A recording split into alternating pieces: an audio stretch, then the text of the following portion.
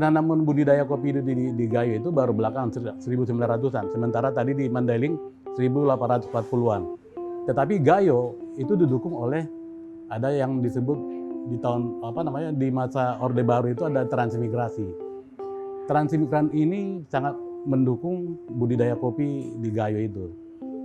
Tentunya juga dengan masyarakat lokal ya. Masyarakat lokal juga melihat budidaya sangat bagus dan hasil ekonomi sangat bagus. Kalau kita lihat misalnya potensi pendapatan mereka dari perdagangan kopi di Gayo itu sangat mendukung investasi di daerah itu, daerah Gayo. Ada yang mereka istilahkan itu mengawinkan pada saat mereka menanam bibit kopi itu, mereka mengawinkan bibit kopi itu dengan tanah Gayo itu. Ada masuk ke kulturnya mereka seperti itu.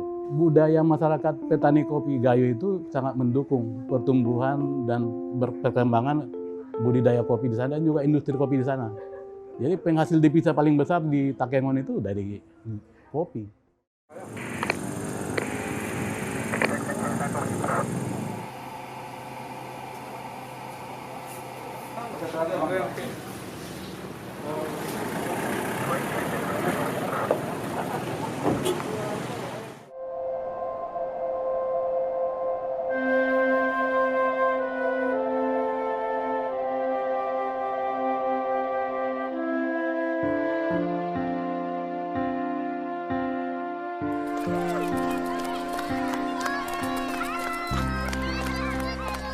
Kita di Gayo menganggap kopi itu sama dengan kita. Jadi kopi mulai dari cara tanamnya, cara rawatnya, diperlakukan sama seperti manusianya. Bahkan untuk nanamnya aja itu punya satu kata-kata yang unik, mungkin aneh. Itu kalau kopi di sini namanya sitikewe. Nah sitikewe itu pohon kopi. Nah, waktu kita mau tanam itu ada semacam mantra atau kata-kata kata-kata penghargaan, menghargai dia seperti makhluk hidup selayaknya. Jadi kita nikahkan dia dengan angin, saksinya tanah. Jadi untuk ngopi di Gayo itu sudah seperti air putih untuk kita semua. Bismillahirrahmanirrahim. Siti kewe kunikahan ko urung kuyu, weh kin walimu, tanoh kin saksimu, lau kin saksi kalamu.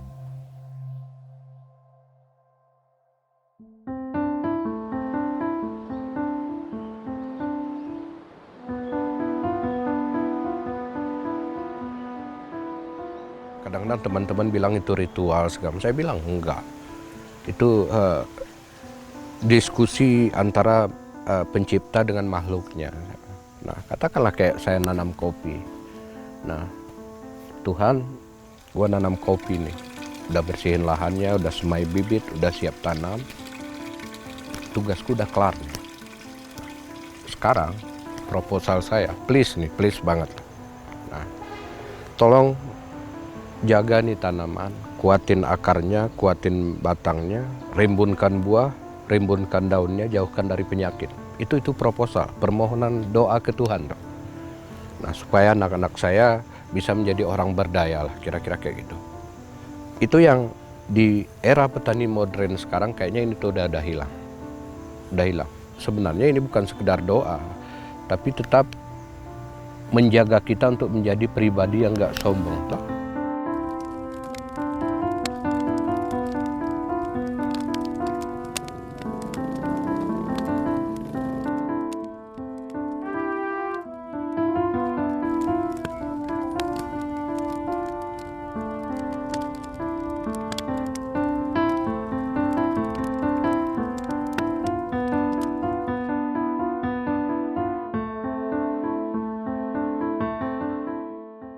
Orang Aceh, coba abang lihat kan di sini semua warung kopi kita banyak di Aceh. Sampai Aceh mendapat julukan selain Serambi Mekah adalah 1000 warung kopi. Nah, jadi semua aktivitas dan kegiatan masyarakat Aceh ini hampir semua kita katakan rata-rata 60% itu di warung kopi. Mulai dari belajar, mulai dari bisnis, mulai dari kadang-kadang perkantoran pun jadinya di warung kopi.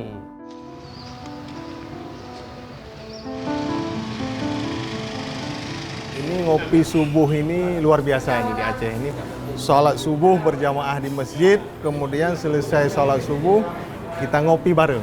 Nah, jadi banyak komunitas-komunitas di Aceh yang memang memulai aktivitasnya dengan sholat subuh berjamaah, kemudian dilanjutkan dengan ngopi. Kalau paginya ke warung kopi, sorenya harus ke masjid. Nah, jadi tradisinya seperti itu. Karena di masjid akan ketemu orang-orang tua, ulama ahli-ahli masjid seperti Pak Jul ini, ya. Jadi seperti itu. Bahkan ketika konflik berlangsung di Aceh, ini warung kopi ini tempat pemersatu antara GAM dan NKRI.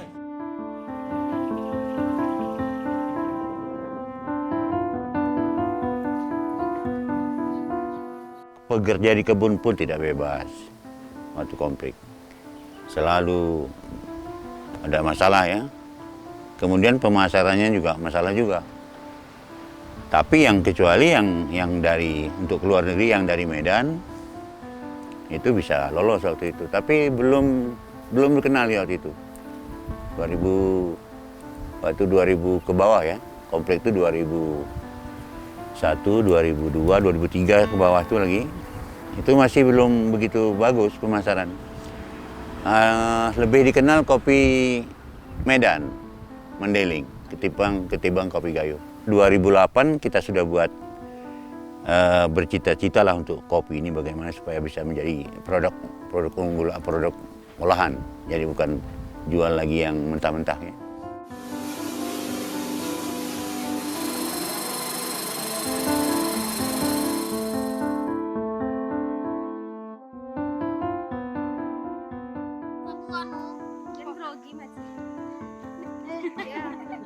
Dia orangnya. Betul.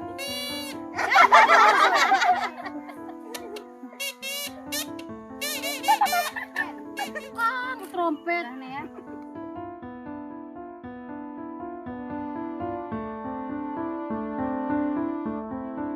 Maunya kan kalau yang tradisional tuh jangan dihilangkan, Dek. Karena kan memang dari nenek moyang kita memang tradisional loh kalau orang Aceh. Yang pertama kan bijinya harus kita lihat dulu yang bagus. Habis itu apinya, pas kita mau itunya kopi kan, apinya harus memang betul-betul kayunya harus dipilih yang bagus. Bukan sembarang aja dia kayunya, kayu bakarnya ya. Hati-hati pas mengolah. Habis itu karena kita berani, hati-hati, jarang kita rusak kopinya. Habis itu bijinya harus yang bagus, yang kering.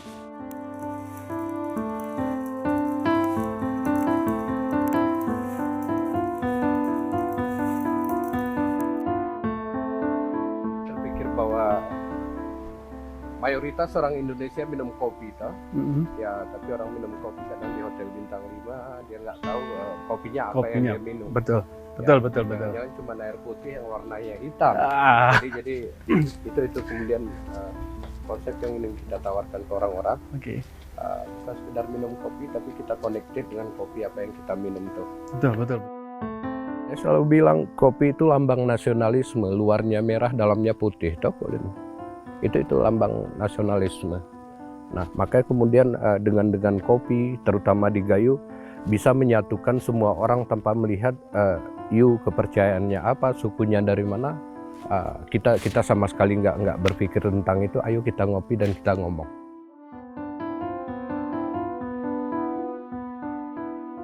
Gerakan-gerakan untuk perkebunan itu semakin tinggi, yang sawitnya, yang kopinya, dan segala macam. Nah, oleh karenanya kita harus memperkenalkan good agriculture practices yang baru.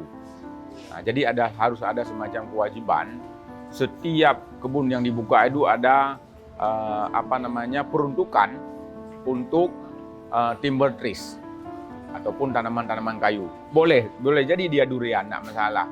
Boleh jadi dia jengkol, boleh jadi dia pete, tidak ada masalah. Yang penting dia kayu. Nah, jadi tutupan hutannya bagus. Nah, kita juga pahami kopi adalah salah satu tanaman hutan sebenarnya. Nah, jadi kalau dia tanaman hutan, otomatis habitatnya hutan. Nah, sebenarnya kalau kopi justru ditanam kembangkan open field itu tidak baik. Dia mesti ada pelindung, ada shading dia, ada pelindung yang kemudian pada saat wrapping dia, pada saat dia masak, dia akan maksimal. Kalau dia open field, justru kopinya tidak enak. Ini kan belum banyak yang paham ya. Kalau konteks Aceh hari ini, sebenarnya sih kalau nggak rakus nggak perlu buka yang baru lah. Kalau nggak rakus ya. Kenapa demikian? Karena yang sudah ada saja tidak maksimal. Nah, ini yang terus saya coba kampanyekan sebagai petani agar optimalisasi lahan. Nah, jadi optimalisasi lahan itu menjadi kunci. Nah, bagaimana sebenarnya produktivitas dalam sebuah lokasi itu bisa maksimal. Siapapun yang namanya petani ataupun pedagang kan hasil yang penting.